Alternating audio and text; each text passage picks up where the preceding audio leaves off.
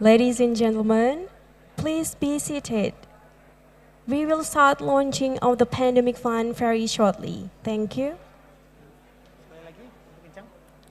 Ladies and gentlemen, please be seated. Launching of the pandemic fund will be started very shortly. Thank you.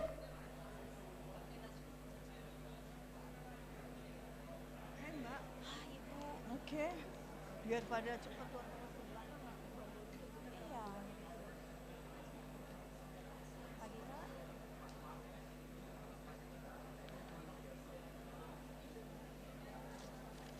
Oke ya. Dari Indonesia ya, ya Pak. Siap.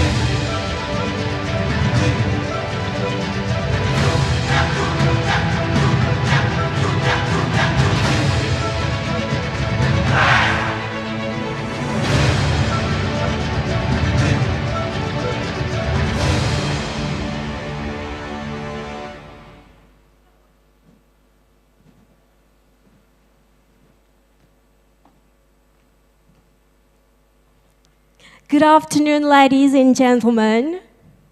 It is a distinct privilege for me to be Master of Ceremony for today's G20 launching of the Pandemic Fund at the Mulia Resort, Bali.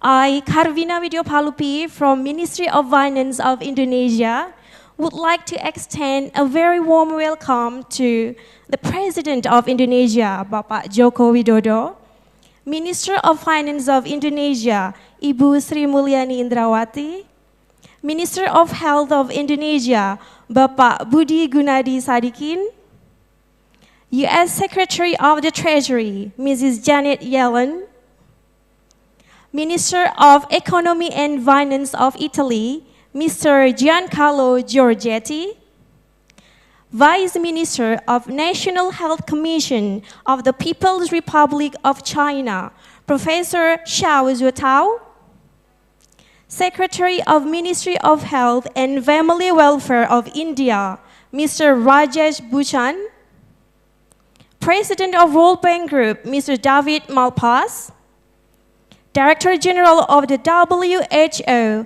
Mr. Tedros Adhanom Ghebreyesus, Deputy Director General for Economic and Financial Affairs, European Commission, Ms. Elena Flores-Gual, World Bank Managing Director of Operation, Mr. Axel van Trotsenberg, and Co-Chair of the Pandemic Fund, Dr. Khatib Basri.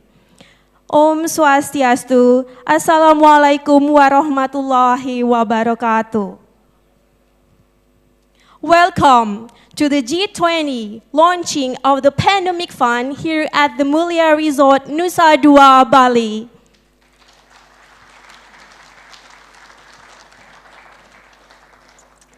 Ladies and gentlemen, thank you so much for accepting the invitations, and we appreciate that you're taking time of your busy schedules to join us this afternoon. Strengthening the global health architecture has been a key priority issue for Indonesia's G20 presidency.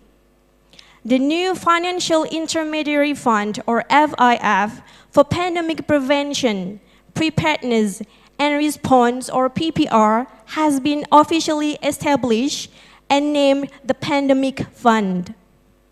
I am delighted to welcome you all to this monumental event that represents our shared collective efforts to address the fault lines and financing gaps in the pandemic PPR. Ladies and gentlemen, we will now start the event with a virtual keynote speech and launching of the Pandemic Fund by the President of Indonesia, Bapak Joko Widodo. Please use channel 1 provided on the table for English interpretation. Thank you.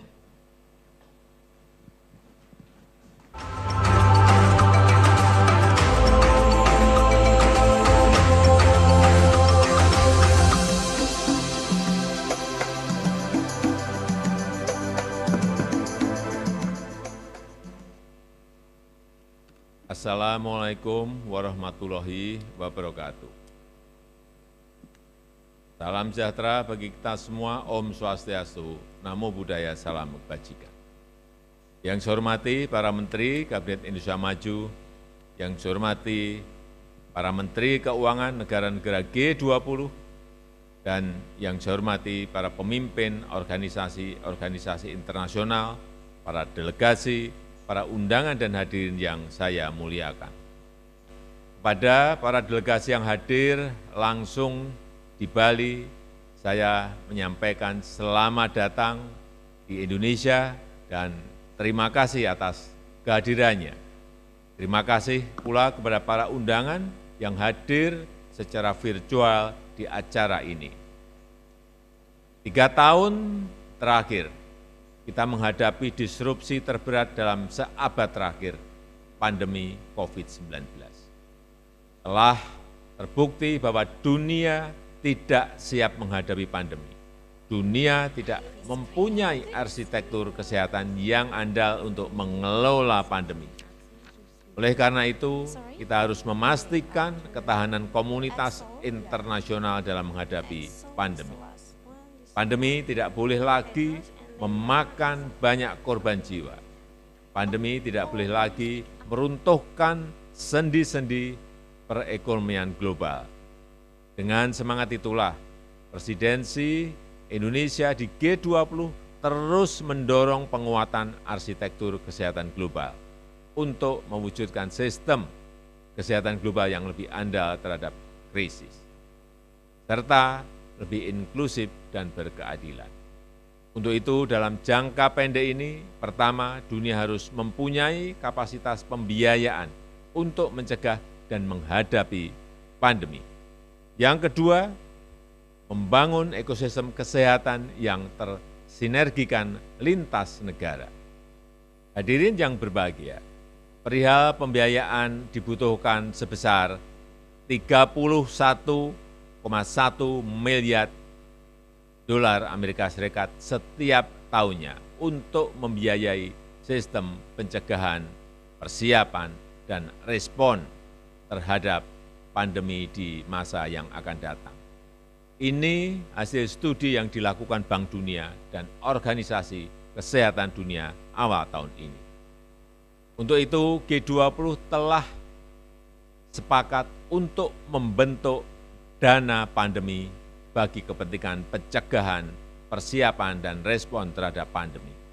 Saya menyampaikan terima kasih kepada para donor dari negara-negara anggota G20 dan non-G20, serta dari lembaga-lembaga filantropi yang telah memberikan kontribusi.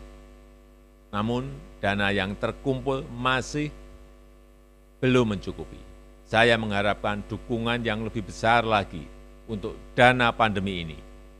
Selain kontribusi dana, saya mengajak semua pihak untuk mendukung beberapa inisiatif, antara lain pembentukan platform koordinasi penanggulangan darurat kesehatan, berbagai data genom internasional untuk mendukung pemantauan patogen, pengembangan jaringan digital secara global, serta sertifikasi vaksin untuk memfasilitasi keamanan perjalanan internasional dan pembentukan pusat penelitian dan manufaktur yang lebih adil dan merata. Sekali lagi, saya menyampaikan terima kasih atas kontribusinya untuk dana pandemi. Dan dengan mengucap Bismillahirrahmanirrahim, saya luncurkan dana pandemi hari ini. Terima kasih. Wassalamualaikum warahmatullahi wabarakatuh. Om Santi Santi Santi Om.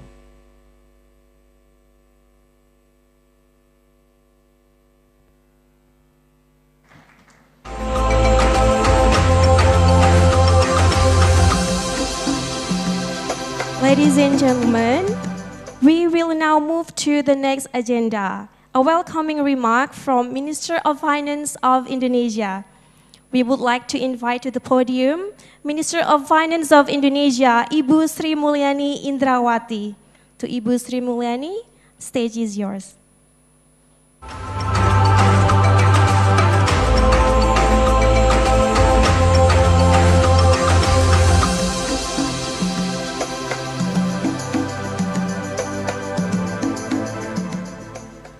Thank you so much. Bismillahirrahmanirrahim. Assalamualaikum warahmatullahi wabarakatuh. Excellencies, my colleague ministers of finance as well as Minister of Health, distinguished guests, ladies and gentlemen. Good morning to all of you from a different part of the world. Good afternoon, good evening.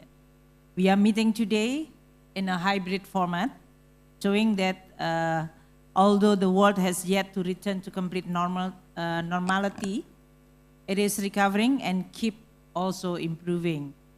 For all of you who are able to join us here in person, I do hope that you are enjoying our hospitality in Bali, the island of God, that also provide you with hopefully a little bit more refreshing from your very, very, I'm sure, busy schedule back home. Thank you also for all of you who participating through the virtual. Distinguished guests, ladies and gentlemen, in 2020, when the global health system, in this case, hit hard by this pandemic, the global health system also successfully mobilized to initiate financing arrangement to support the initial COVID-19 response.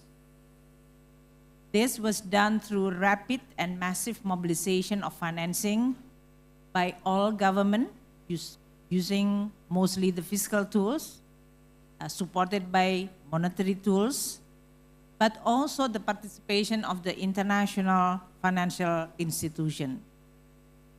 But this mobilization also underscore the lack of preparedness of global as well as regional financing institutions, as well as national government to adequately respond to health emergency like the pandemic COVID-19. The COVID-19 pandemic exposed the vulnerability of health system globally, as mentioned by Bapak Presiden Jokowi, including our ability to adequately absorb the shock from public health emergency like pandemic, which is devastating, of course, from a human point of view, but also from the economic point of view. Estimated around 12 trillion the cost of this pandemic to the economy. For many low and middle income countries, the pandemic has exposed also the chronic underinvestment in critical health infrastructure, human resources, surveillance, laboratory, and also diagnostic system. This is also exposing the weaknesses of the primary health care system that actually could help country to be better handling with any new pandemic that surely is going to attack us again. The resource constraint for many low and middle income countries has been actually in a very severe constraint. They have to choose between the area which is strategically important, like health system, or using for many other priority, including infrastructure development. So when the pandemic hit the countries, that's creating the global risk. Because when the world facing with the pandemic, we can only successfully overcome it when all countries are ready and have the ability to address the issue of pandemic.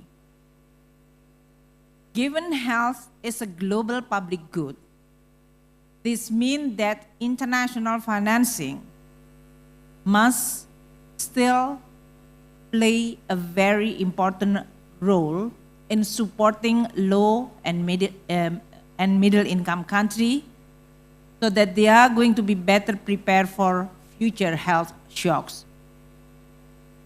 But in this, there's been lack of focus or little focus on how the international financing could be established, and especially also combining between public and private in building the public health system. It is critical for any international financing effort to motivate as well as to increase the allocation of their budget for strengthening public health system. The public as well as private sector, they actually can complement each other, not crowding out. Considering the recent experience from this pandemic, the leaders in Rome Declaration has already mandating Minister of Finance and Health to continue working so that the world have the ability to better prepare and respond when the next pandemic is going to hit the world. Through many of the meetings, and I really in this case would like to express my appreciation to many of the support coming from you all, many deliberation, months of intense discussion on how we are going to design this financial intermediary facility and how to operationalize that, with a lot of warning that we should strengthen WHO role and strengthening the global health architecture. We are now reaching the moment in which we have successfully established financial intermediary fund. This is the funding for pandemic prevention, preparedness, and response, which we are now called as pandemic fund. This is not an easy task, given at the same time during the Indonesia presidency, many countries is in a first that they cannot meet physically, as well as the development of the geopolitics. It's creating additional challenge for all of us to work together. So many of you, we just meet today, is actually a strong supporter and believer that the world should be better prepared for the next pandemic. The G20 Joint Finance Health Task Force is also the mechanism for us to be able to deliver the task which is mandated by our leader. The task force, with the support from the Secretariat, has been instrumental in completing the mandate from our leaders, and the supporting from World Bank and World Health Organization are instrumental. Through the task force, the G20 has played a very important role in the development and the design of this fund. This process will still continue. We still have a lot of homework that need to be done. But establishing pandemic fund is underscoring how important that the communication as well as collaboration that need to be maintained regardless the differences, and how we should be able to look and agree on what is most important in preparing the world for the next pandemic attack. We have 20 contributors for this pandemic fund. Those countries who's the founding countries for this fund, as well as 3 philanthropists. And last night, on our second and last meeting between Joint Finance and Health, we also heard a couple of new countries which is they are promising or they are going to announce their contribution to this pandemic fund. So we are actually extremely encouraged by this development. The amount that so far has been accumulated, 1.4 billion, is just the starting figures. As President Jokowi mentioned earlier, the estimated need is up to 31 billion US dollar. But this is not the one and the only instrument which is related to the health system preparedness and also improving the health system globally.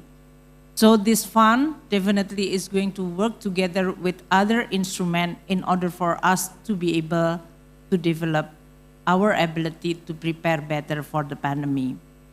The pandemic fund, hence, is become the catalytic fund for further long-term support from all bilateral as well as multilateral institutions. We do hope also the participation from philanthropic as well as private sector can be continued encouraged. As I have already mentioned, that this is not only the G20 initiative, this is the global concern.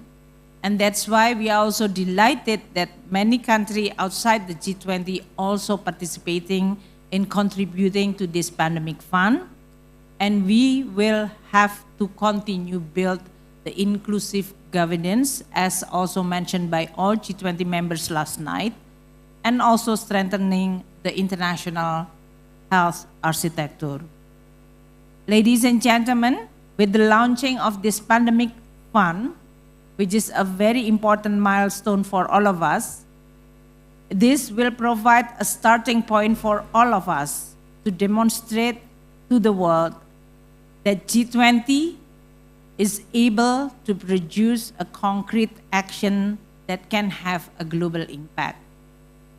With the leadership of the G20, and especially from many of you, my colleague, Minister of Finance, who attended this afternoon, as well as those who also attended virtually, we have the confidence that the G20 could also deliver many other concrete results, given the risk from the global economic situation is continue demand our attention. With that, I would like to express our appreciation, Indonesia holding this presidency, using this platform as well as the presidency responsibility.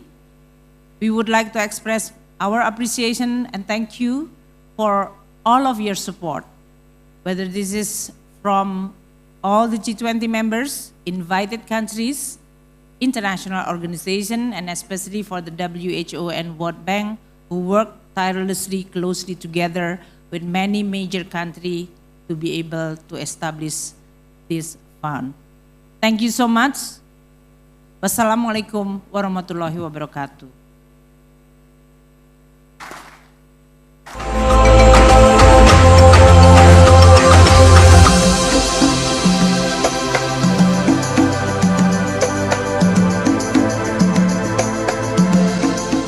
Thank you, Ibu Sri Mulyani, for the welcoming remarks.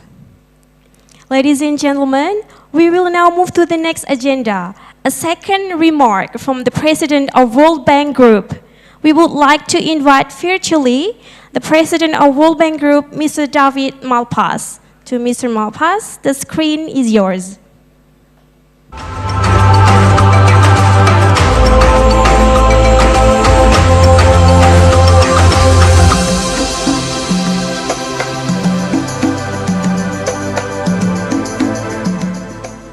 Thank you, President Widodo and Minister Sri Mulyani, for your leadership, and Dr. Tedros for your coordination on this initiative.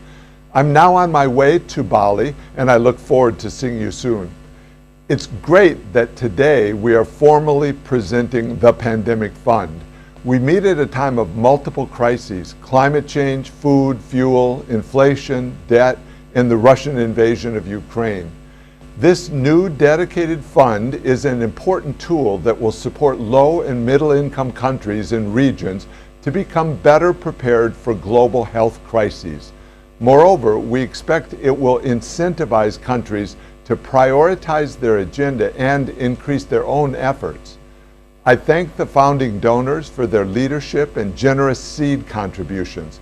I'm encouraged that over $1.4 billion has already been committed by 24 donors, and I understand that additional pledges are forthcoming. I urge all countries to contribute to the fund. The Pandemic Fund is a testament to the possibility of global coordination. The fund was championed by Italy and Indonesia during their respective G20 presidencies. The World Bank was pleased to support these efforts and help build consensus through evidence-based analysis and lessons from good practice and many years of experience. Together with our G20 partners, the founding donors, WHO, civil society organizations, and other stakeholders, we were able to develop the fund at record speed. We are pleased to host the Secretariat and to serve as the fund's trustee and as an implementing entity.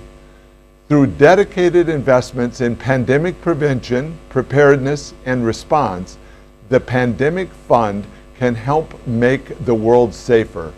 Its very nature contributes to a global public good with benefits that are shared by all across borders. Every dollar we mobilize for the fund that can be invested now in low and middle income countries will save lives and reduce costs for the world for years to come. I'm happy that the Pandemic Fund's governance and operational structure is grounded in the spirit of shared responsibilities that need to address global public goods. First, the fund's governance is agile and inclusive by representing contributors, co-investors, and civil society. Second, the operating structure is flexible to deliver support to countries and regions through existing institutions and therefore complements their work and draws on their comparative advantages. And third, the fund's structure incorporates high standards of transparency and accountability. The health, economic, and social ripple effects of COVID-19 are a stark reminder that preparedness is vital. We've seen millions of lives lost and severe reversals in development. We cannot afford to let this happen again. The Pandemic Fund provides an opportunity to do things differently by helping countries, regions, and the world be stronger in the face of global threats. Thank you all, and see you in Bali soon.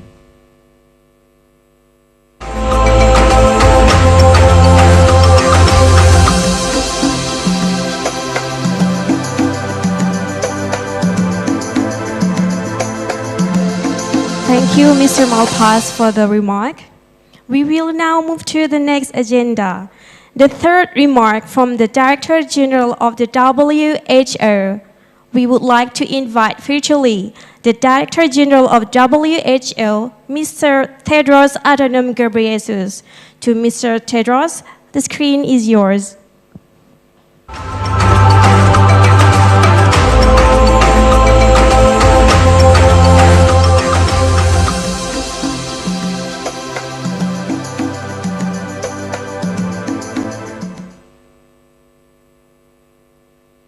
Terima kasih. First, I would like to thank His Excellency President Widodo for his message. Your Excellency Sri Mulyani, Your Excellency Minister Budi Sadiki, and my friend President of the World Bank, David Malpass, Excellencies, dear colleagues and friends. Good morning from Geneva, and I'm delighted to join you for this historic moment. I would particularly like to thank Minister Mulyani and the government of Indonesia for your leadership in creating the Pandemic Fund as a key part of your G20 presidency. I also thank Italy for its work last year with Indonesia to form and chair the G20 Joint Finance Health Task Force for Pandemic Preparedness and Response. I also thank Saudi Arabia for beginning the relay of discussions on pandemic financing under its G20 presidency in 2020. And I welcome and thank our founding donors, co-investor countries, implementing partners, and civil society representatives. I would like to say a special thank you to our colleagues from WHO and the World Bank, especially Bruce, Priya, Scott, Magnus, and Mamta. You have all played a vital role in bringing us to this point and will continue to be essential for the success of the fund. We all know that the COVID-19 pandemic has been a seismic shock to global health and the global economy. But we also know that this will not be the last pandemic. The next one is a matter of when, not if. The effects of climate change, urbanization, and deforestation all mean that the frequency, severity, and economic impact of epidemics and pandemics are only going to get bigger unless we take concerted and coordinated action as one global community.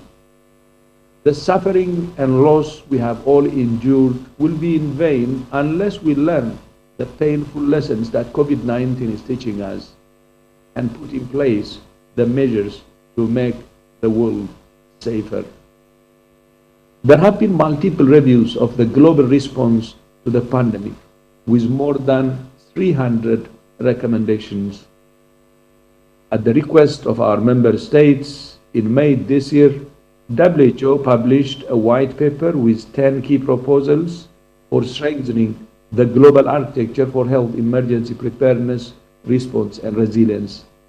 Importantly, our member states have affirmed that the international health regulations must remain the foundation of that architecture, supplemented by a new international accord, which, as you know, countries are now negotiating. A recurring theme of the reviews and one of our 10 key proposals is to create a new fund to provide catalytic and gap-filling funding for pandemic prevention, preparedness, and response.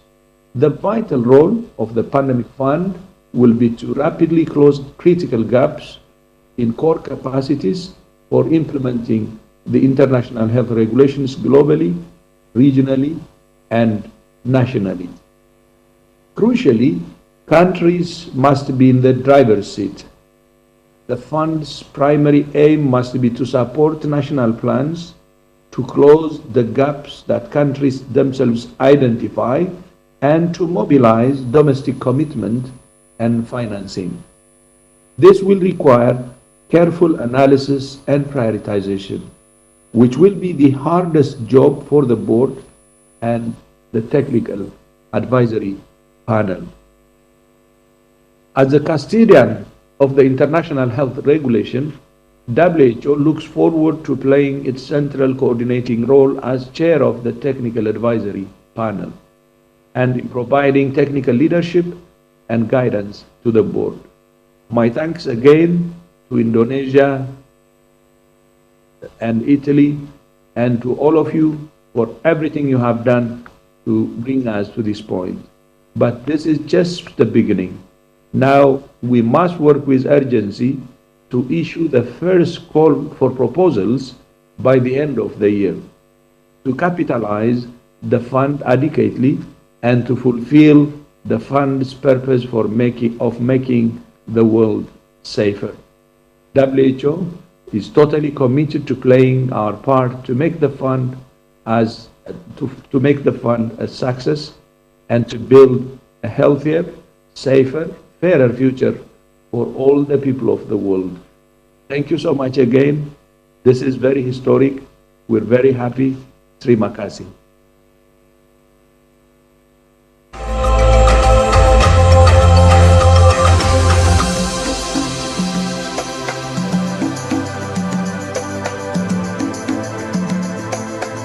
Thank you, Mr. Tedros, for the remark.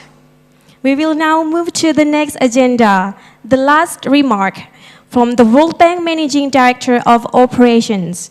We would like to invite to the podium the World Bank Managing Director of Operations, Mr. Axel van Trotsenburg. To Mr. Trotsenburg, the stage is yours.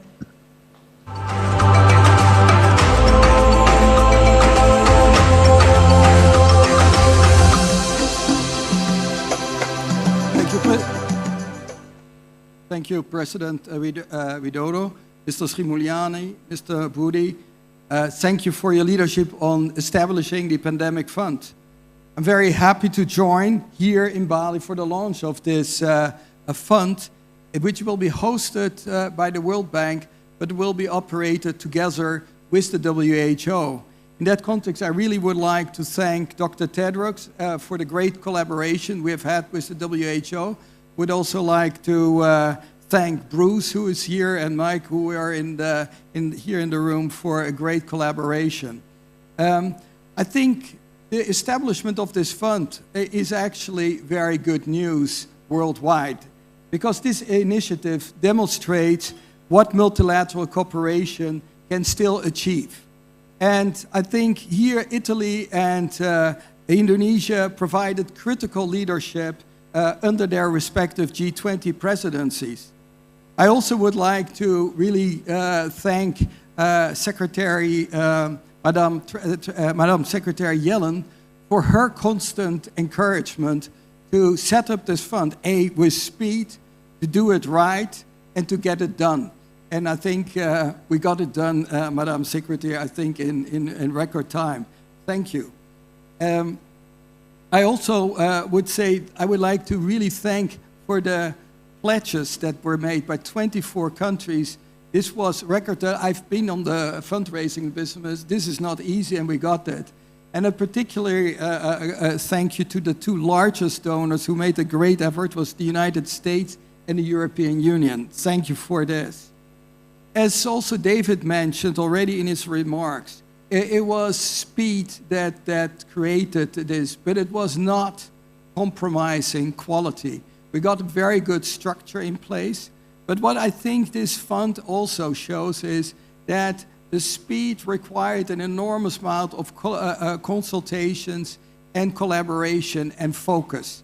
And I think that established this fund. And what we will need for the implementation is also speed and long-term commitment to this. It cannot be just shortly, but it will need this international collaboration in order to be better prepared for the next pandemic. And I think what Dr. Tedros just mentioned in his contribution, ownership by countries will be key, as well as incentives. It will require incentives as well as payments and dedication of resources by the countries themselves, but it could also be important to complement these resources by this pandemic fund. So therefore, again, this collaboration and this jointness will be key for the success. In short, I think the pandemic fund really offers a real opportunity to do things differently. We need to stay focused on it, and we have to stay focused on this in the long term. And I think we are off to a good start. Next year will be the year of implementation. The call for proposals is coming, and I think we hope to be able to report next year on the first cases in which we are working with partner countries. Thank you very much.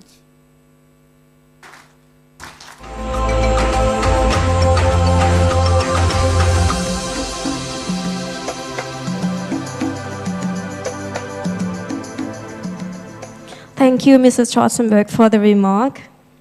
Ladies and gentlemen, we will now move to the main program of this event, high-level panel on pandemic PPR. Our speakers for today's high-level seminar are U.S. Secretary of the Treasury, Madam Janet Yellen, Minister of Economy and Finance of Italy, Mr. Giancarlo Giorgetti, Vice Minister of National Health Commission of the People's Republic of China, Professor Xiao Shu-tao, Secretary of Ministry of Health and Family Welfare of India, Mr. Rajesh Bhushan, Deputy Director General for Economic and Financial Affairs, European Commission, Ms. Elena Flores-Gual, World Bank Managing Director of Operations, Mr. Axel van Trotzenberg, and co-chair of the Pandemic Fund, Dr. Khatib Basri. All presentation and discussion will be moderated by Executive Head of the Pandemic Fund Secretariat, Ms. Priya Basu. Ladies and gentlemen,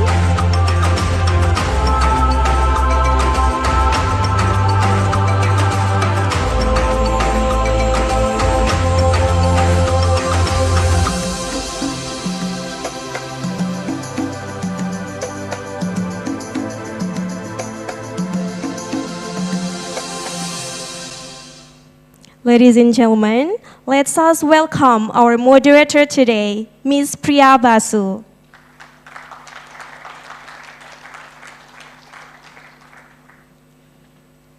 Hi, Ms. Priya Basu. The stage is yours.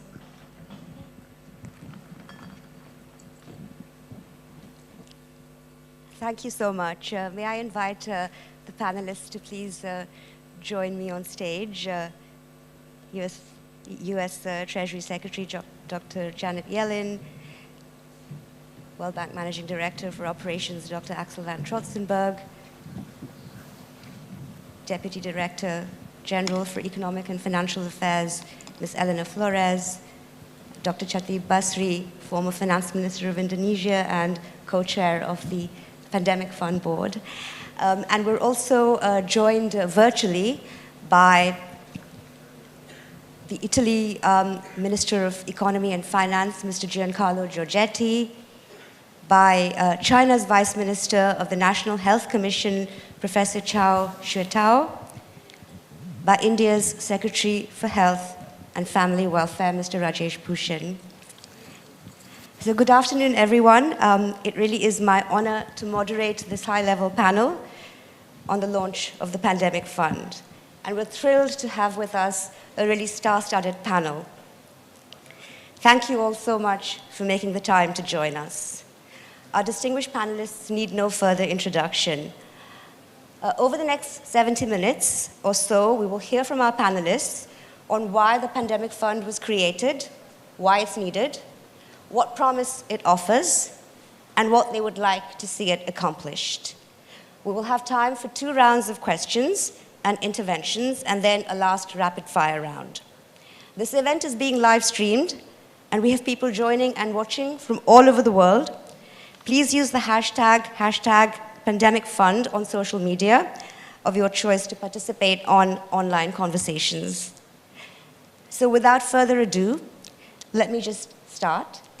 If I may start with you, Secretary Yellen. The United States was an early supporter of the Pandemic Fund. Can you talk about why you felt so strongly that such a fund was needed? Well, thank you so much for that question, Priya. And first, thanks to the Indonesian presidency for organizing this event and for creating the opportunity to celebrate what I think is an historic achievement together. We all know the steep price we have paid in human lives and in economic hardship in the nearly 3 years since the World Health Organization declared COVID-19 a global pandemic.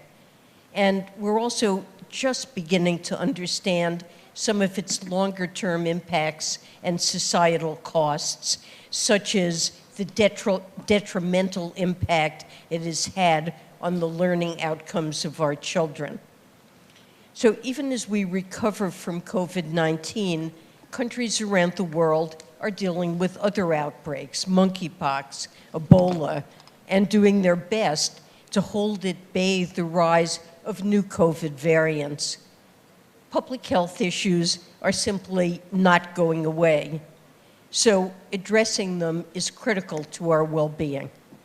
And that's why at the very first global COVID summit that President Biden hosted in September of 2021, Vice President Harris actually called for the establishment of a financial intermediary fund that would be focused solely on strengthening pandemic preparedness.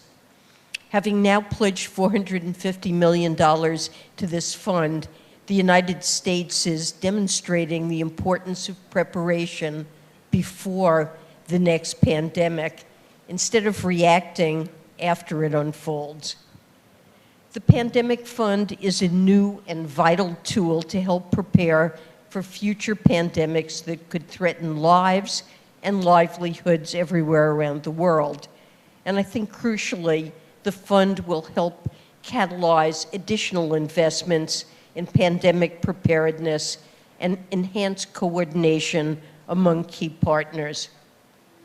Just taking a step back, let me just reflect on the importance of the G20's efforts and its role in the multilateral system. We're gathering here at a difficult time with significant tensions among G20 members given Russia's war in Ukraine.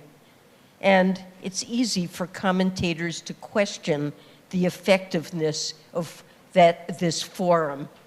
But I would challenge that notion. I think the G20 is most important in times of crisis. And amid the current confluence of events, it's easy to overlook the significance of the achievements in health over the last 2 years. This group came together in the midst of the largest global health crisis in a century to take concrete steps to be better prepared for the next one. And it wasn't always easy, but in the end, this group has played a significant role in delivering concrete outcomes. Well, it's just a start, and there's a long way to go. I'm proud of what we have accomplished to improve coordination among finance and health officials, which was a key gap in the global health architecture, through the G20 Finance and Health Task Force and the establishment of the Pandemic Fund. And I think the steps we've taken this year will help deliver on the vision of a healthier, more responsive, and more robust global health architecture. And this is exactly the type of response the world expects from the G20, an example of what the G20 can deliver. Thank you so much, Secretary Yellen. If I may turn to Minister Giorgetti, who's joining us virtually. Minister Giorgetti, Italy co-chaired with Indonesia the G20 Finance and Health Task Force, which provided a forum for robust discussions on why strengthening global health security is an investment in the future. Can you share with us your perspective on the investment case for the Pandemic Fund? Do we have Minister Giorgetti? Marking a very important moment in making the world more resilient to future pandemics. Indonesia can be very proud, not just of its leadership, in supporting the creation of the fund, but also of organizing an excellent event. As you mentioned, Italy has put significant effort towards this.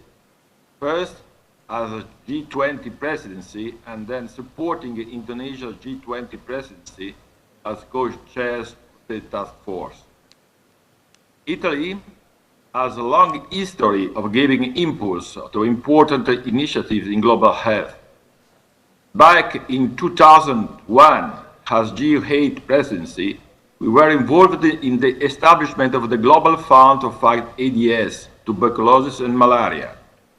In 2009, again as a G8 presidency, we led the creation of the Advanced Market Commitment, an instrument to introduce innovative vaccines against the pneumococcus. Those investments paid off. The MSC experience was invaluable in allowing the creation of COVAX, a critical tool to ensure access to new COVID-19 vaccines for all countries at the same time, which is run by the Gavi Alliance. Under Italy's presidency, the G20 has given critical impetus to ensure equitable distribution of COVID-19 medical countermeasures, promoting all the existing multilateral activities.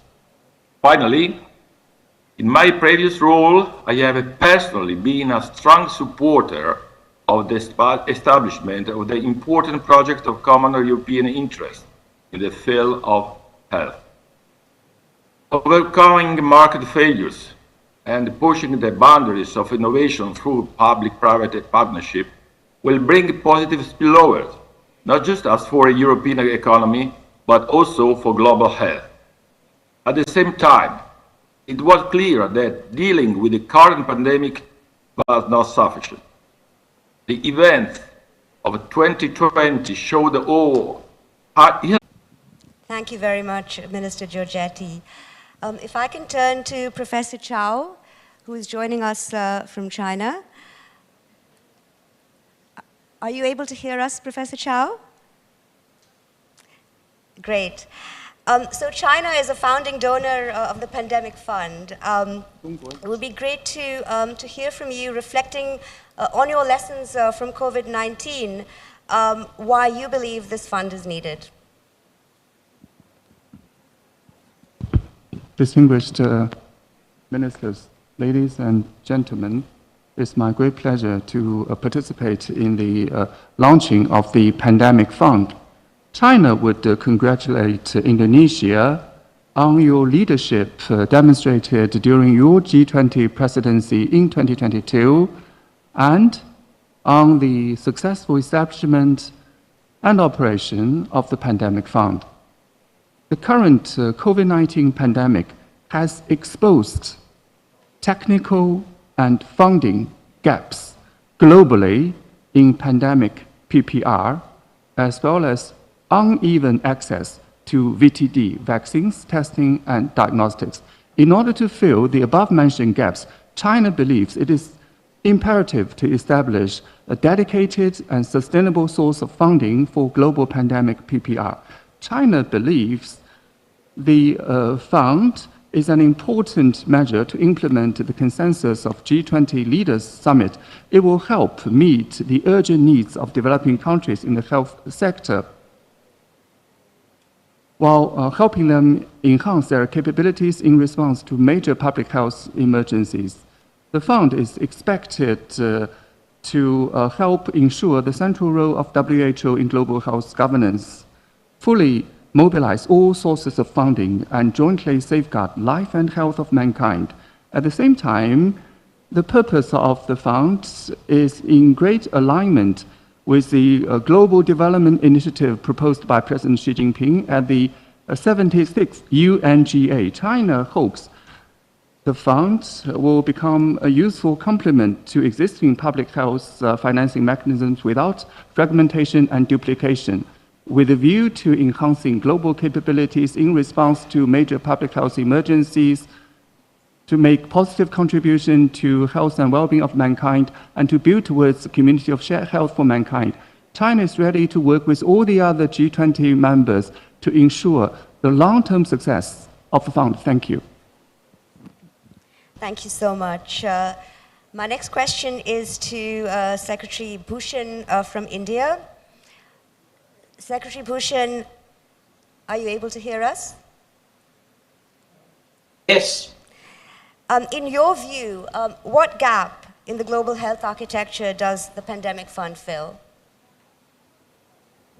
Thank you, Priya, and esteemed panelists, as well as distinguished delegates who are there physically. The first thing that we must remember is that COVID-19 pandemic has indeed been the biggest test of the global health and financial system of the century. It has brought to the fore the need for effective convergence between health and finance and the need to invest in pandemic PPR. So what is needed is collective action to augment global health security, supported by domestic and international funding. What is also needed is an empowered and sustainably financed WHO at the center of the global health architecture. Launch of the pandemic fund with about 1.4 billion funding pledges is a positive milestone in our collective efforts. And I take this opportunity to place on record our deep appreciation and commendation of the Indonesian presidency as well as the Italian leadership prior to that in this regard. The fund will support in building sustainable and resilient global health systems to combat future pandemics. The uniqueness of this fund lies in its inclusive governance framework and its focus on pandemic preparedness, prevention, and response. Future health emergencies may occur anytime. Hence, plugging the gaps in pandemic PPR, including developing global surveillance, research, and development of medical countermeasures, and building IHR core capacities should remain a priority area going ahead. Preventive and preparedness strategies are low cost and high impact in terms of return on investment. Therefore, it is critical to look beyond the current pandemic and focus on building capacities at all levels for pandemic prevention, preparedness, and resilience, particularly in LMICs and MICs. History has taught us that peacetime should be utilized for building suitable networks and nurturing partnerships so as to have adequate systems in place. Research and development and manufacturing hubs for medical countermeasures, along with a global coordination platform, needs to be prioritized. Pandemic Fund, we believe, in active collaboration with G20, should facilitate establishing an end-to-end global medical countermeasure coordinating platform. Thank you, Priya. Thank you very much. That's a lot of food for thought and for us to think about as the Pandemic Fund designs its first call for proposals. May I turn to Elena Flores now? Elena, the European Commission has been a strong supporter of the Pandemic Fund. What, in your view, are the main ways in which the fund can add value? Thank you very much. Thanks, Priya, for the question. And well, first of all, thanks to the Indonesian presidency for having been really driving this until today. This is really a great success, and thanks also to the previous Italian presidency for the same support. And we are now here with having a very good deliverable. Now, the question about the value added. You will remember that the need for a fund to address systemic risk and for deadly and costly epidemics or pandemics was already discussed at the time of the Ebola epidemic in 2014-16. However, the COVID-19 brought to the fore really the urgent need of collective action to prevent, detect, and rapidly respond to pandemics.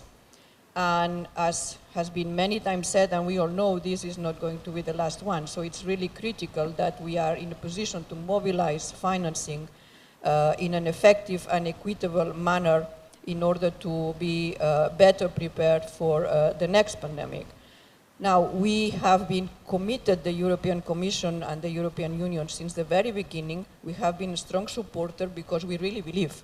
We believe that there is a need for a financial intermediary fund, and we really believe that this is going to provide strong value added. And this is the reason why we have been in a position to mobilize $450 million as a first contributor together with the US. So that demonstrates our conviction that this fund is going to provide value added. First, where we see the value added. First, because we think that the fund is going to fill existing gaps in the architecture. And we think that it is very important that this funding is going to be sustained. And it can be sustained over the medium term, because that operation requires time. And we have to make sure that these funds are there in order to support that. And this is important because it will be providing value added, as it has been said, as a catalyst to support also existing initiatives. So we see a complementarity and a role to reinforce other existing capacities. Second, we think the fund, by complementing and reinforcing the WHO in its normative and technical role, will provide also very important value added. And here we see that the fund is also a tool in order to make sure that other resources are not deviated for their purpose, so that the development resources remain to be used for what they have to be used. And here we have a supplementary fund in order to reinforce the pandemic preparedness. Third, we think that it is important because it has a leverage function. So we think that the fund can really mobilize other public and private financing, which is absolutely necessary to make this a success. And the principle of inclusivity and the participation of co-investors on a balanced footing with donors in the governance is key for that objective. And finally, we think that this creation of the fund provides really a momentum, a political, economic, and social attention that needs to be given to strengthening health systems. And for that reason is why we think it's so important that G20 remains in the driving seat to keep this political push and political momentum going forward. Thank you. Indeed, thank you for that. So let me turn next to Dr. Van Trotzenberg. The World Bank has been instrumental in developing the pandemic fund. Can you talk about why it's needed, in your perspective? Well, I think to think about this fund is really to think about the cost. The world was ill prepared for this COVID crisis. And we have paid a terrible price in terms of human loss. But we should also keep in mind that we have been making constantly progress in reducing extreme poverty. And now we have again an increase of extreme poverty. And there's over 100 million people. We should never forget that. There were hundreds of millions of kids out of school. Many are staying out of school permanently, particularly girls. It has been a terrible long-term cost on development. That is not acceptable. So I think that we can say that these crises, unfortunately, may again come. So complacency is no longer an option. And as Elena said, there were discussions maybe of Ebola. And maybe one of the problems was Ebola didn't affect the whole world. And therefore, we couldn't get that off the ground. COVID has changed the logic. And therefore, I think this fund isn't a direct response. It was overdue, and we need it. It's as a complement to, of course, healthcare system strengthening, but it provides a very sharp focus on preparedness, not for today. It is permanently. Secondly, it is the challenge to all, meaning the domestic effort has to be central, including on financing, but it should be complemented by external support. And that external support is what this fund tries to capture. It can provide critically needed seed money to complement it, and then we can provide also sharing with best practices.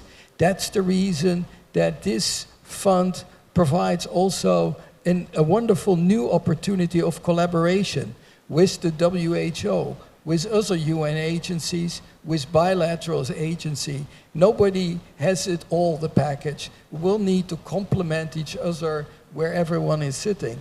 And that is, I think, where is the strength of this FIF is coming from. It is together. But I think we need always to keep in mind that the human loss and the fact that we saw again increase in absolute poverty, extreme poverty, that is an unacceptable notion, and we have to address that. Thank you. Let me turn to Dr. Basri. Dr. Basri, can you tell us your perspective of how this fund can help, what role it has to play? Well, thank you very much, Priya. First of all, I would like to thank the G20 and Indonesia and Italy presidency to make this pandemic fund happen. But back to your question, I think very similar like Axel. One thing that we learned from this COVID-19 pandemic is we realized that health is an investment. It's not only spending or consumptions that we need, it's really input for the economic activities. Yeah, so once the health system collapsed, then we realized that how the economy collapsed as well. So the COVID-19 pandemic gave a very good lesson learned for us about the preparation, anticipation for if there will be a sort of like a pandemic in the future. Now, perhaps we can look at whether we are ready for that. And we have to be honest that the current global financing is ill-equipped to provide security from the pandemics and also fragmented, siloed, inefficient, ad hoc, and unpredictable. So under this kind of situation, financing prevention is particularly weak. That is why we need to establish a sort of like an institution to address this issue. We do understand that the WHO play a very central role in the global health. But the WHO itself is not a funding agency. So that is why we need to collaboration with the institution like World Bank.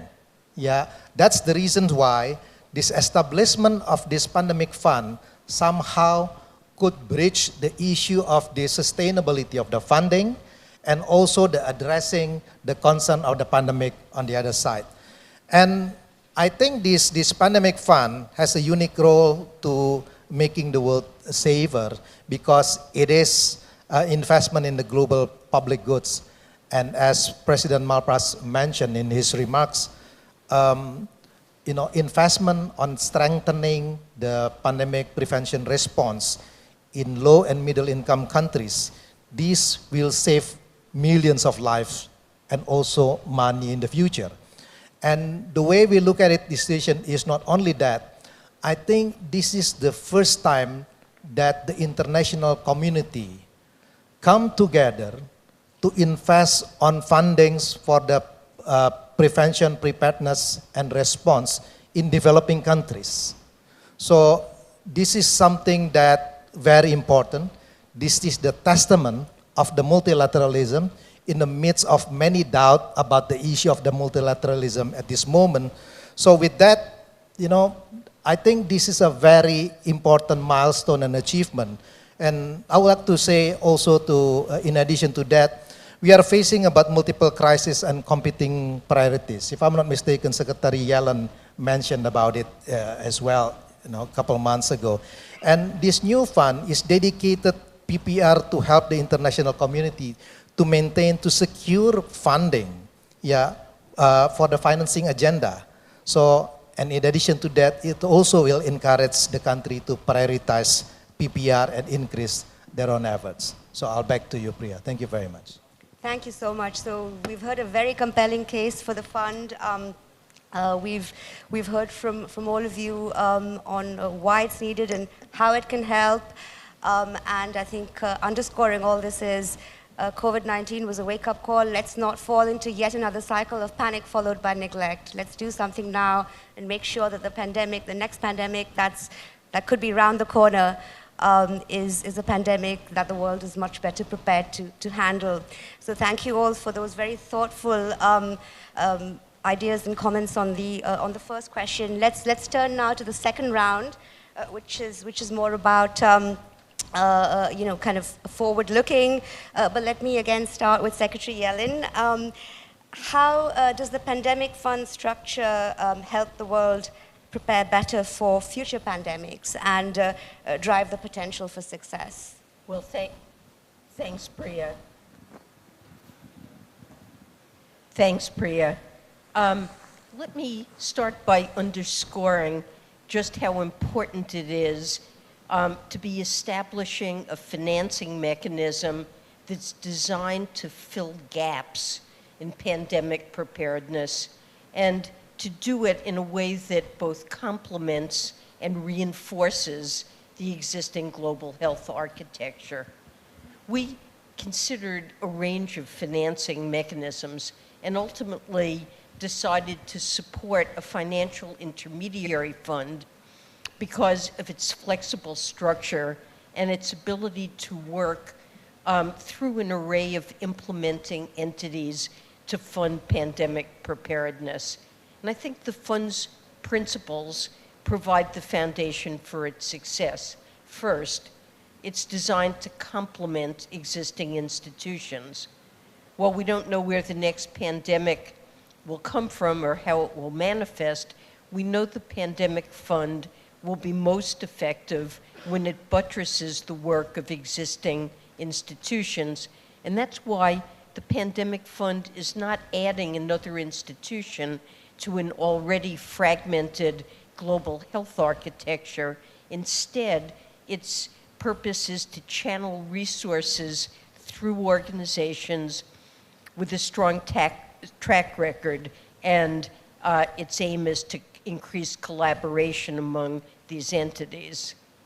Second, the pandemic fund's financing needs to be catalytic and to incentivize investments from other sources in pandemic preparedness. That will require significant coordinated investment up front because the alternative is much costlier. As we think about what the pandemic fund's co-investment framework will look like, we need to take into account how catalytic funding may vary for different countries in this fiscal environment. Third, the pandemic fund's resources must be truly additive. Financing to or from the pandemic fund does not replace existing funding streams.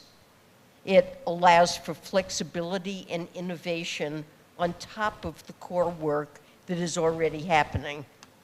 And even with the pandemic fund's existing resources, we face questions about sustainable financing. And I would challenge us to consider innovative options for addressing this. Finally, the pandemic fund will work in a flexible, inclusive, and transparent manner. It needs to be able to adapt to a changing institutional landscape and react to different pathogens as or even before they emerge. A crucial part of this is incorporating diverse voices into decisions on priority and funding, as well as clearly communicating decisions to stakeholders. So the principles I just outlined, I see as the foundation for how the pandemic fund will work to address country, regional, and global dimensions of pandemic preparedness. And as COVID-19 has demonstrated, the challenges we face today require global solutions. And I believe the pandemic fund is a kind of test case for how the global community and multilateral system come together to address cross-border challenges. Thank you, Secretary Yellen. And I think those principles that you just outlined, those principles really are a product of all the collective thinking that went into the design, and so many of our partners that contributed to that thinking are here today. So thank you all so much, and I think we do have a very robust structure. if I can just turn now to Dr. Van Trotzenberg. So Secretary Yellen spoke about these key principles. If I can just pick up on a couple of those on the complementarity and catalytic aspects of the fund. Would you be able to share with us how, in your view, we can ensure that this complementarity does actually translate kind of into the work of the fund, and also how can we ensure additional long-term financing for low and middle-income countries through this fund? So I think one of the challenges is what we are also facing, for example, with climate change now, is we have to think differently about our operations, meaning we need to, what I always say, DNA, for example, climate into all our operations. Similarly, when we are thinking about pandemic preparedness, that needs to be DNA'd. It cannot be a separate part. So I think this is one of the areas where also in the design area, particularly when we are talking about health system strengthening, we need to make sure that this is an integrated part of it. And there we have to work it. Now, I think we are seeing that, for example, in the case of the IDA negotiations, that was already captured also in terms of having these preparedness plans. So this could be a very nice complement how the pandemic fund together with IDA can work in the low-income countries. And that is what is needed. Ultimately, also how the collaboration with WHO is raised to a new level. It's not like we'll exchange it. This becomes an operationally more relevant relationship as opposed to exchange relationship of information and all that. So I think this is something where we need to think it. So that is one point. I'm agreeing with the principles the Secretary just laid out. If I can add one more important, it's maybe principle, but it is almost, it is excellent coordination which will be required among the institutions about the bilaterals and particularly with the countries we try to serve, so that we actually have that system in place on this, and that will require, and I think this is also for this fund, an enormous chance to bring here the different actors together and allow us to identify where we are doing well and where maybe we are having shortfalls and where we can do better, and that we will need to do.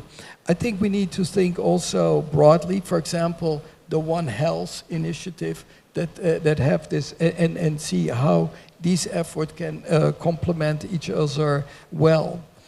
And a final maybe idea is how can we help low-income countries to strengthen their institutional capacities?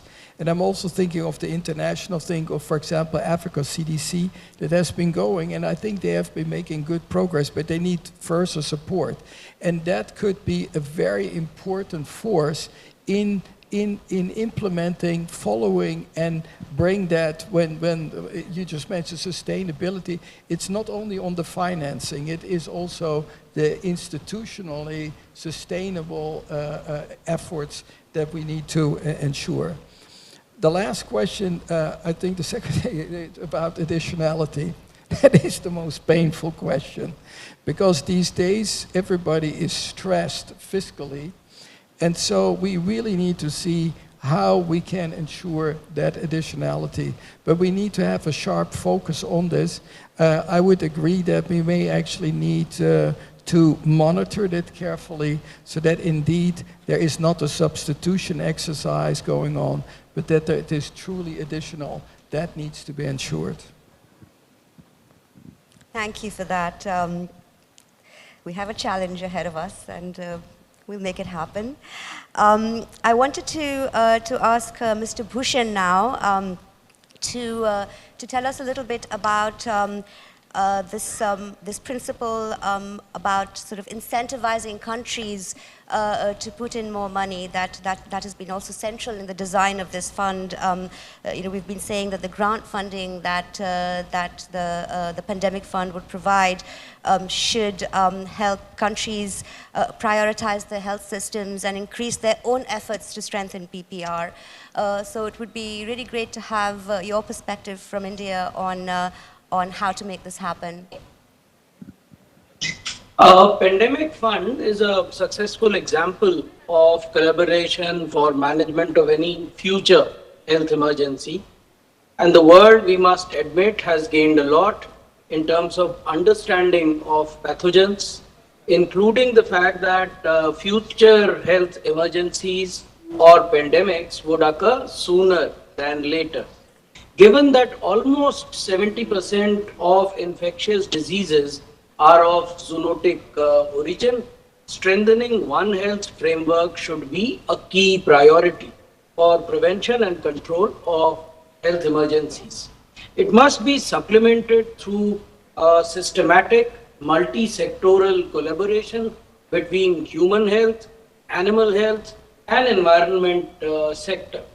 Pandemic Fund should catalyze investment in building IHR core capacities, R&D and manufacturing for vaccines, therapeutics, and diagnostics, and strengthening the public health workforce capacities, including repurposing of existing public health workforce. Member states will also have their unique needs and challenges regarding pandemic PPR, and hence support to countries should avoid a one-size-fits-all approach. The fund, along with WHO, could potentially catalyze and facilitate a collaborative country-wise mapping of health emergency management capacities within IHR framework so as to identify country-specific gaps and corresponding financial needs. This would facilitate identifying critical PPR gaps and thereby facilitate prioritizing of investment. The countries could then work with the implementing entities to fill the gap in collaboration with Pandemic Fund and Technical Advisory Panel.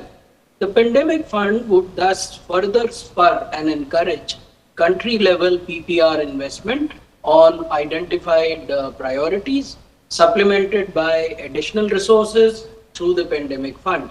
It will in effect converge the ongoing efforts across the world and the felt need at the field level in individual member country. Pandemic Fund can support dedicated stream of additional long-term financing to strengthen PPR capabilities, particularly in LMICs, and address critical gaps through investment and technical support at the national, regional, and global levels. It should also leverage the differential strengths and advantages of key stakeholders engaged in PPR and harness collaborative partnerships at national and regional level for universal health coverage. Health system strengthening to aid and strengthen emergency management as a long-term solution would be the key for our sustainable efforts, which the fund should prioritize going ahead. Thank you. Thank you for that, Secretary Bhushan. If I may turn to Minister Giorgetti. Minister Giorgetti, what would the Pandemic Fund's success look like for you? Thank you for giving me the opportunity to talk about the fund's future. Establishing the fund is a very important achievement for all of us, but it is only the first step on this journey. We are still working on a first call for proposal and all the arrangements to make the fund operational. It will keep the focus and the resources on pandemic prevention and preparedness, even as other risks climb higher on agendas. To seize the opportunity, we need to move quickly to make the fund operational so that it can bring the desired impact. This means identifying countries with high potential for targeted investments through grants. Blended resources on loans have to be mobilized to allow the long-term stability of pandemic programs and the strengthening of continental and global systems. Our first investments should support some of the essential components of a country's preparedness: surveillance systems, laboratory capacities, and a trained and ready to operate workforce. The fund is also an opportunity to show the value of multilateralism. We could not have gathered such a broad group of donors without the efforts that the G20 put towards these objectives under Indonesia's leadership. I see also the fund as a tool that demonstrates the extent of the impact the global collaboration and global challenges can bring. Thank you. Thank you very much for that, Minister. Professor Chow, what would you like the Pandemic Fund to accomplish?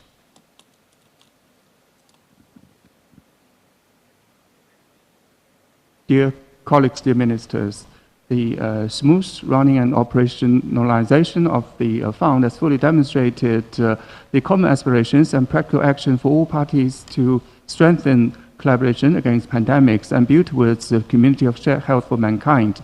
In order to ensure smooth running of the fund and maximize its effectiveness, China would like to make the following suggestions. First, ensuring the fund aligns its priorities with those of the WHO. China expects the pandemic fund to strengthen health system building, pandemic early warning, surveillance and response, public health, human resource development, and other key aspects related to pandemic-related work. The pandemic fund shall contribute to the innovation in the coordination and integration of care and prevention, improve public health system, enhance major health emergencies, early detection capabilities, intensify pandemic prevention, control, and treatment and emergency response capacity, and prevent and control current and future pandemics. Second, ensuring there is inclusivity and transparency in its governance. China expects to deepen multilateral cooperation within the G20 framework and provide a sustainable political impetus for the fund. China calls for the fund to live up to its purpose, adhere to genuine multilateralism, reflect inclusivity and fair representation, build extensive partnerships, reflect fully upon voices of developing countries, and build itself into a new role model for global health financial cooperation. Third, ensuring the business and financial sustainability of the fund. China hopes that in its governance, the fund shall proceed from the national circumstances and concrete needs of developing countries, fully mobilize technical and funding resources from the World Bank, WHO, and other international financial organizations and health agencies, enhance its business and financial sustainability, and provide adequate and sustainable funding for technical support for the improvement pandemic PPR in developing countries. Thank you. Thank you very much for sharing those thoughts with us, Professor Chow. If I can turn to Elena Flores, what do you see as the key drivers of success of the Pandemic Fund? Thank you very much. I hear that we are very much converging, so I'm not going to refer to all the elements, but I would focus on 4 elements that I see as key drivers for success. The first one I would say is the fund has to deliver tangible results. Which means that tangible results have to be there quickly, and that I think it depends very much on the appropriate priority setting, the design of the call for proposals, and the selection of concrete proposals. And I'm confident because I see that this work will need to be supported technically, and it has to be very strongly technically sound, and here I see the role of the technical advisory panel as key, led by the WHO. And that will be crucial to assess critical gaps and vulnerabilities and identify most relevant proposals. And I see this is very much now the focus of the work of the fund, including defining the results framework. In that context, I think that it is important that this first call of proposals can go out as soon as possible. I would expect that this as soon as possible should mean by the end of this year. And also for that first call, in order to provide tangible results, we think that the fund should have a clear focus on key areas. The key areas we see is one, the collaborative and integrated disease surveillance. Second, lab capacity. Third, the health workforce capacity strengthening. And the One Health as a cross-cutting issue. The second element I wanted to mention is sustained financing. So we have now, as it has been said, 1.4 billion for the fund pledge. Clearly, additional pledges are needed, and it is important that the fund continues with ambitious outreach activities to both current and new potential donors, and including private sector, philanthropies, etc. The third element I would point is to stay relevant. Stay relevant means, from our perspective, that it should stay focused on its specific goals and be complementary, really complementary. Health is a very broad area, but this is a pandemic fund, so it has to be focused on that particular aspect. And the last element I would mention is good reputation. What I mean by that is that building reputation takes time, and it is important that it is shown through the quality of the selected projects, that the funds are properly delivered, that there is a solid oversight mechanisms and capacity to address potential fraud, and that the role of the implementing entities is absolutely essential here in building up also this good reputation. Thank you. Thank you.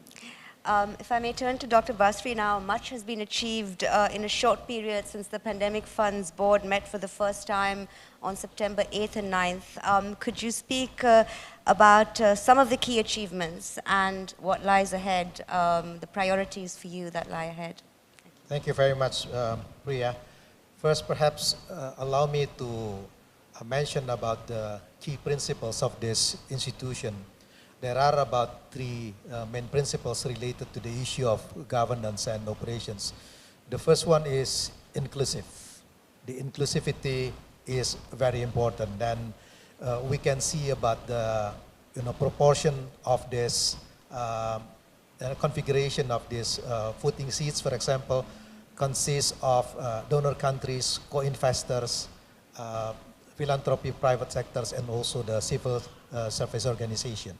Yeah, that's the inclusive. The second one is the flexibility, because we do have this flexibility to deploy the resources through the regions or country and working with the existing institution. Yeah. Third is about the high standard of transparency and accountability, and that's very important.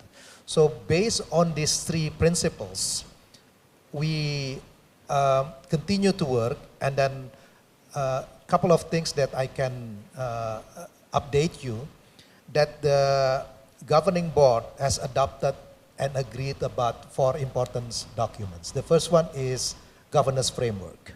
The second one is manual operation. The third one is the contribution agreement template and financial procedure agreement templates. So with this, then we can start to, to make sure that this the fund is continue to work. And related to that, Elena mentioned about the importance of the TAP, Technical Advisory Panel. So the terms of reference of the TAP have been finalized and approved by the board, and the TAP is being formed. And I'm happy to inform you that the WHO has nominated Dr. Mike Ryan, Executive Director for Health Emergencies, to chair the TAP. An open call for applications of expert to serve the TAP was issued and selection process is ongoing. Related to the issue of the resources, resource mobilization efforts continue with contribution announced last week, for example, by a couple countries, including, if I could mention, since Treasurer Chalmers is here, including Australia. And then now we are working about the 3 technical working groups to further develop and finalize the result framework, the project level co-financing and proposal application submission process, and funding allocation principles and the design of the first call of proposals. Now, what lies ahead? I hear you, Elena. I think it is very important that your point about the sustainability of the funding, about the transparency, about the importance of the first call of proposals. So what we are preparing now at the fund is, we do understand that 1.4 billion US dollar is a good start, but it needs scalable. Yeah. So, so with limited resources, priorities is very important, exactly like what you said, and should have an impact, yeah, about the project itself. And in addition to that, we do understand that the first call of proposals will have a very significant impact, because if this first call of proposal has been successful, then it might attract additional funding to come. So that is why we need to make sure that this first call of proposals will be good, and we will evaluate. Perhaps, will not be perfect, but based on that we can evaluate, and then we do expect that the potential donors will put their contributions in the pandemic fund. And in the future, we probably have to think as well about the possibility of the innovative scheme financing. Yeah, I think that's all that I can update you related to this. Thank you, Priya. Thank you so much, Dr. Basri. And I think your last point, that success will speak for itself. We have to produce good results, and those good results in terms of real impact, in terms of strengthening prevention, preparedness, and response capacity at the country level will hopefully set a virtuous cycle of more support for the fund. So that's a great point, and it was really good to hear from you, Secretary Ellen, that you think we've got off on a good, strong basis in terms of the principles and the structure, and great to hear the convergence around what success means for our key partners and the key areas that we should be focusing on. Of course, we may not be able to focus on all of those areas in the first call for proposals, but this is a fund with an 8-year life to begin with, so we have some time to prioritize and sequence and achieve success.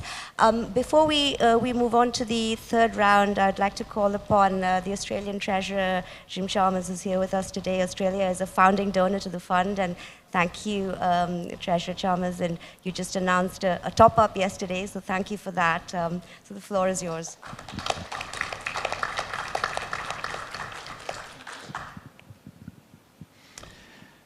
Well, thank you very much, Priya, for guiding our discussions today. Thank you to the panel for those insights. But most particularly, I think, thank you to President Widodo, to our friend Ibu Sri Mulyani, to the Indonesian ministers who are here, for your hospitality and also for the instrumental role that you've played in getting us to this point, working with our Italian friends as well. We are celebrating a really significant milestone today. But I think, as Secretary Yellen alluded to in her contribution at the very beginning, we're celebrating something a bit broader than that as well. And that is at a time when multilateralism is under pressure. What we are demonstrating today is that we can make progress in important and meaningful ways by working together to get the sort of outcome that we are talking about today when it comes to the pandemic fund. We have learned so much about ourselves, about our institutions, about our systems, about our relationships throughout this pandemic, and we're reminded again, particularly I think, of our responsibility to the most vulnerable people and the most vulnerable nations when we go through something like what we've all been through together over the course of the last couple of years. And so what we're doing with this fund and what we're doing more broadly and what we need to continue to do is to recognise that if we want secure, healthy, resilient economies, we need secure, healthy, resilient people and communities as well. And that's what this fund is about, and that's why the progress that we are acknowledging today is so important.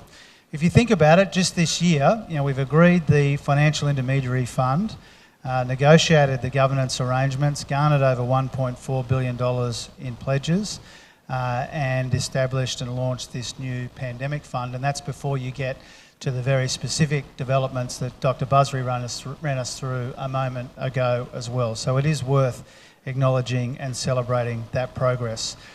From an Australian point of view, we are very proud to be a founding donor of the fund.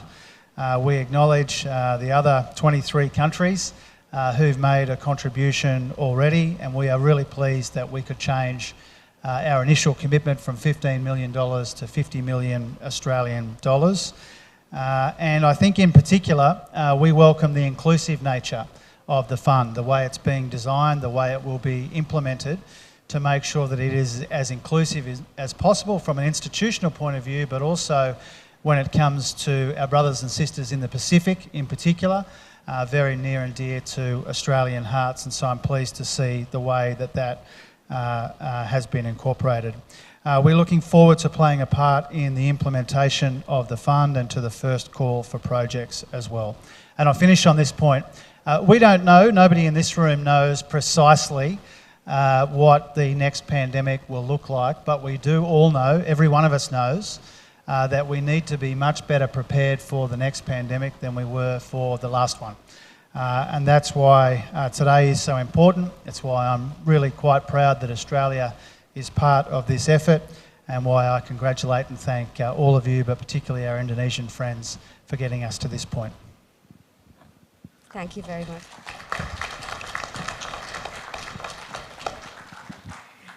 We will now move to the final round. Let me start with Secretary Yellen. Any key messages that you'd like to leave us with? Thanks so much, Priya. First, thanks to the founding donors, along with the co-contributors, the World Bank, the WHO. Priya, as you know from helping to lead the Secretariat, a lot of dedicated effort has gone into standing up the pandemic fund. Let me just conclude by noting that the pandemic fund and our G20 finance health work is not just about resources.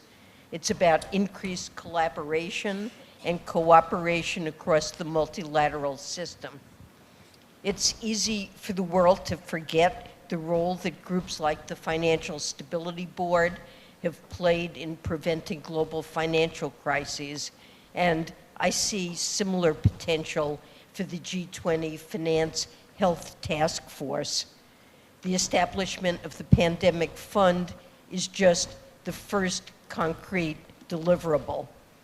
The Finance Health Task Force helped to facilitate the close coordination between finance and health ministries that identified gaps and propelled the pandemic fund forward, and that we're here today is a testament to the benefits of having a bold vision for what multilateral efforts can achieve. And I look forward to the task force taking further concrete steps to improve the global health architecture. Well, let me just end by saying what a pleasure it is to be here today with all of you to mark a very significant innovation in health financing that will keep us all safer. And a special thanks to our Indonesian hosts for arranging this, and congratulations for all that you've done that's led to this momentous achievement.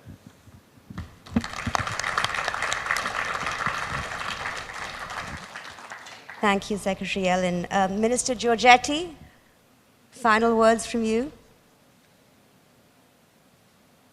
It It has been an honor to be part of this panel today. It has been great to hear a lot of enthusiasm about the fund and this objective today, and to see how much is valued and supported. We are here thanks to an incredible amount of effort over the past year from the Indonesia G20 presidency, from all the donors, from the World Bank, the World Health Organization, and other international organizations, and from many others who contributed to the debate. This is only the first step, and today we talked about some of the challenges that lie ahead. Success will require consistency and focus, but if the energy and commitment we saw in the early stage can continue to sustain the work of the fund, it will achieve great things. Thanks. Thank you so much. Vice Minister Chao, key messages you'd like to leave us with? Distinguished ministers, dear colleagues, history proves that solidarity and cooperation is the most effective weapon to conquer pandemics. Thanks to the proactive efforts of all parties, including G20, the successful establishment and operationalization of the fund reflects the proactive efforts of all parties to strengthen global cooperation against pandemics and to build towards a community of shared health for mankind. As a founding donor, China is ready to strengthen cooperation with all the other parties, intensify public health communication and exchanges, push for smooth running of the fund, and make greater contribution to the health of all. In order for the long-term success of the fund, I would like to highlight the following 3 points. First, hopefully the fund will earnestly implement the consensus of G20 leaders, effectively leverage the central coordinatory role of the WHO, and maximize the mobilization of existing institutions, mechanisms, and all available sources of funding. Secondly, we hope that the fund will observe the principle of inclusiveness, respect the decision of recipient countries, fully draw upon voices of developing countries, and reflect inclusivity and fair representation. Third, we would expect the fund to initiate the first call for funding proposals as soon as possible so as to provide timely and effective funding support for developing countries to improve their capacity in pandemic response, improving public health system, and respond to public health emergencies. Ladies and gentlemen, at the 20th National Congress of Communist Party of China, which concluded of late, President Xi Jinping called for the promotion of world peace and development and the building of a community of shared future for mankind. In the cooperation in the framework of G20, China will work together with all the others to ensure the smooth running of the fund, make greater contribution to more robust and resilient post-COVID recovery, and safeguard a better and healthier future for mankind. Thank you.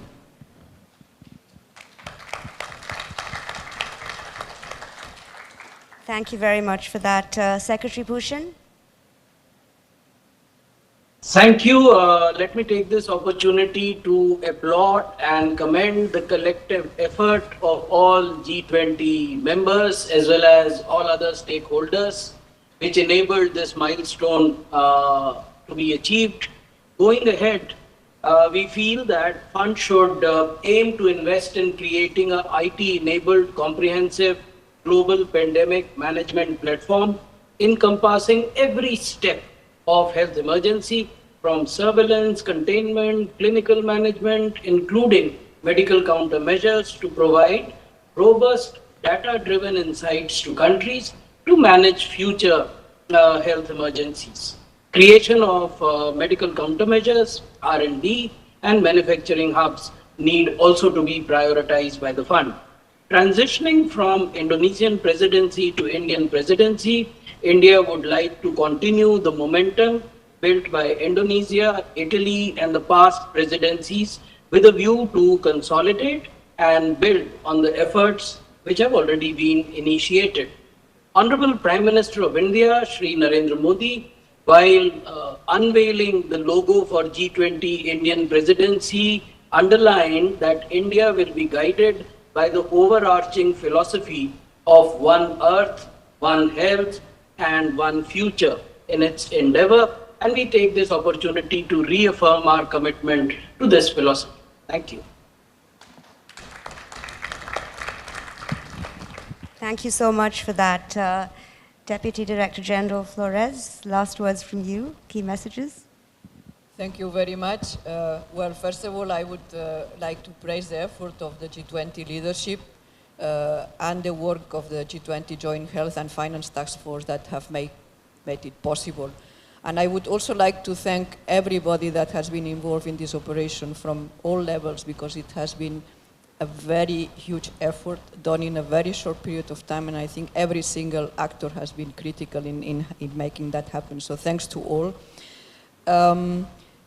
I think it's also important to highlight this point that this has been possible because G20 had a common purpose. And somehow this common purpose was triggered by dramatic events, the COVID results. And I would like to wish that we learn the lesson, and that we learn the lesson that having a common purpose can deliver very good things, very important things, and even, I would say, very quickly. So let's apply that to other areas before they become dramatic. Now I would say we have to make it work. I already referred to that, so I will not repeat. So it's important to show the results. So the effort really needs to continue. And last point, this is not the only thing that is happening in the world of international health architecture. There are many works underway. I would name one, the work of the International Negotiation Body that is working on the Global Health Pandemic Agreement Treaty. The fund can also be instrumental to help in making progress in that respect and support the implementation of these kind of things. And last word, I think that, as Secretary Yellen said, the challenges that the Health and Finance Task Force has to address are still numerous, and I really want to put the emphasis on that. I'm sure the task force is very able to deliver on that, and the work is ahead of us.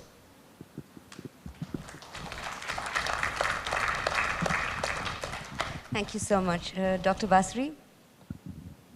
Thank you, Priya. The fund alone cannot be a silver bullet. I think this message is also underscored in the opening remarks earlier, as well as with other distinguished panelists. It is part of wider array of initiative of domestic health sectors, as well as global health architecture that we are all working to take forward. So that's exactly as the Indonesian's G20 presidency put it very well, that we want to recover stronger, recover together. So lastly, I very much look forward to working with you all as my role as a co-chair together with Dr. Daniel Ngabiji. Thank you very much. Thank you very much. Dr. Van Trotzenberg, concluding remarks? Maybe 3 points. First, multilateralism matters, and it is important to remind ourselves that this fund shows that we can still build global alliances. I would also say that in this year there was a second positive global event, was the successful replenishment of IDA 20, where we got also a global coalition in solidarity with the poorest countries. So that's good news that actually we can still do that. Secondly, leadership matters. And I think here the G20 said, I want really to thank the Italian and the Indonesian presidencies for having created and facilitated this result. It was very, very important. And then third, ultimately, focus matters. I think the fact that this fifth is focused single-mindedly on pandemic, not to say that there are not all the links, but that there is a clear focus that helps to create this coalition. We will need that. And finally, we will now to move to the implementation and tracking that indeed we make a difference on the ground. Thank you.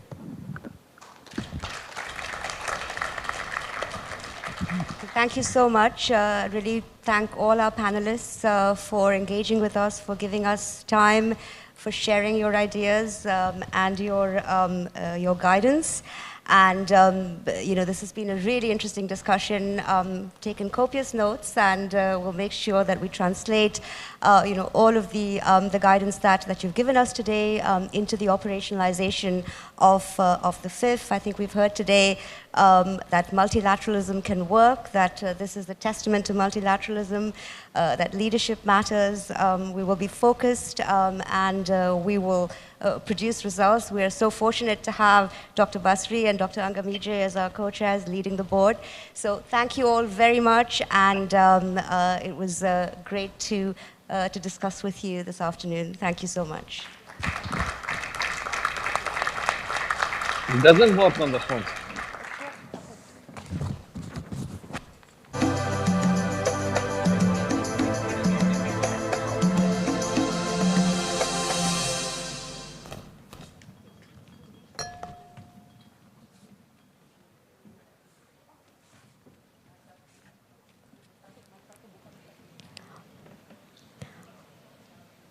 Please take a moment for a picture together. Thank you.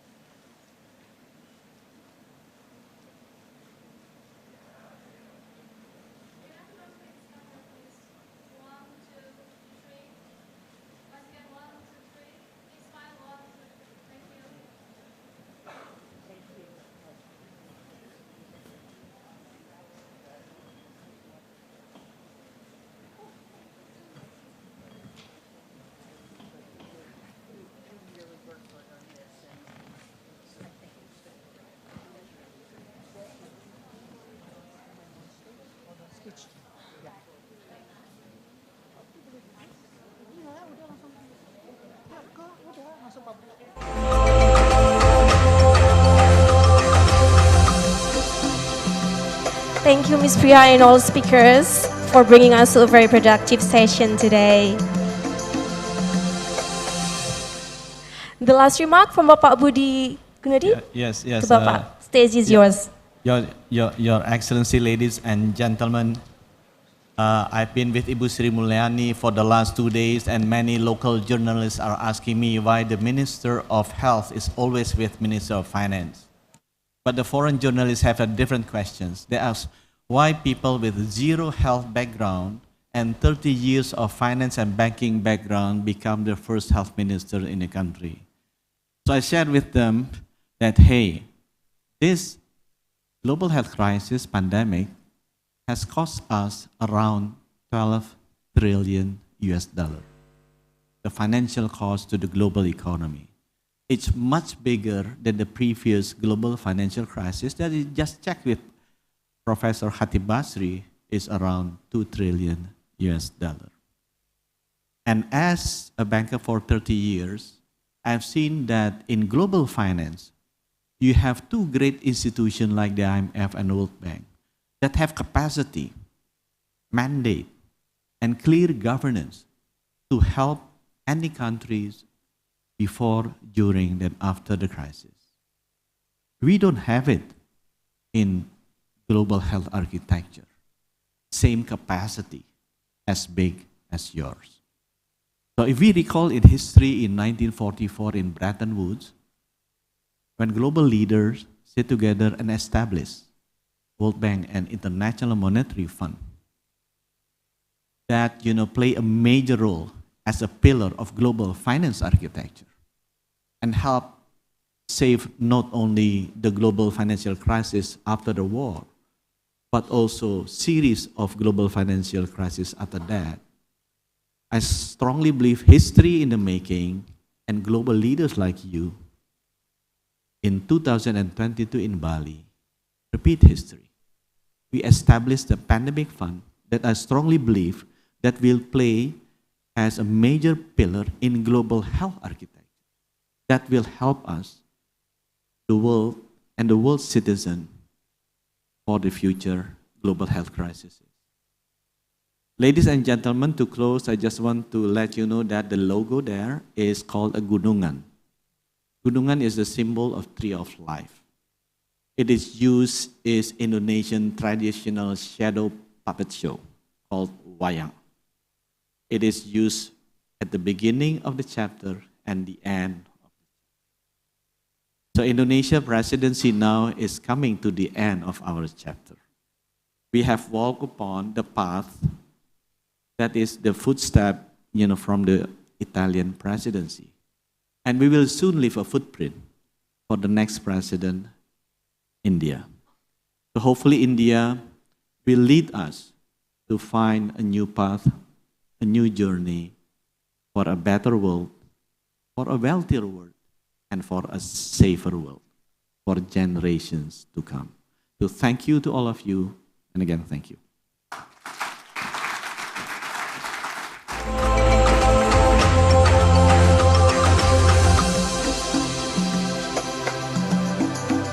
Thank you, Bapak Budi, for the closing remark.